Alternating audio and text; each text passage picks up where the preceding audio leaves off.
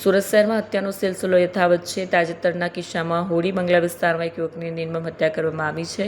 સુરત પોલીસના સબ સુરક્ષિતના દાવા નિષ્ફળ દેખાયા છે. પોલીસ દ્વારા કડક બંદોબસ્ત અને દબાણ હોવા છતાં હત્યાની ઘટનાઓ અટકતી નથી. મુસીબતપુરા વિસ્તારમાં હત્યાની ઘટનાને પગલે ચકચાર મચી છે. પોલીસે તપાસ હાથ ધરી છે. નોંધનીય છે કે નાસિરનગર ડિમોલેશનની કાર્યવાહી દરમિયાન સુરત પોલીસની છબી ખરડાઈ રહી છે, ત્યારે ગુનાઓ રોકવામાં પોલીસ સંપૂર્ણપણે નિષ્ફળ રહી છે. શહેરમાં કાયદો અને વ્યવસ્થાનો પ્રશ્ન વધુ ગંભીર બન્યો છે. સુરત પોલીસની કામગીરી पर सवाल उठ ही रहा है। सेनाज बानो। आपका रहने का काम? होड़ी बंगला। होड़ी बंगला कौन से? साबू वाला कारखाना पीछे। ये घटना क्या बनी थी, कौन सी जगह पे? ये जो मक्का पैलेस है ना, होड़ी बंगला जैसे घुसते हैं ना अंदर, मक्का पैलेस वहाँ हुआ, ये कचरा पेटी के पास। क्या हुआ था कुछ? अब वो तो पता नहीं, हम तो घर में ही थे। ये लड़का घर पे से क्या करने आया? जब घर पे था जब क्या कर रहा था? ये घर पे से ने खाना वाना खा के ने फिर गया।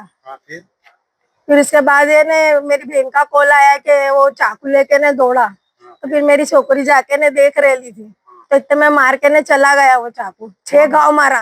कौन मारा, कुछ आइडिया? वो मेरी खाला का लड़का ही है। वो भी इसका नाम कुछ? हाँ, सफी अंसारी।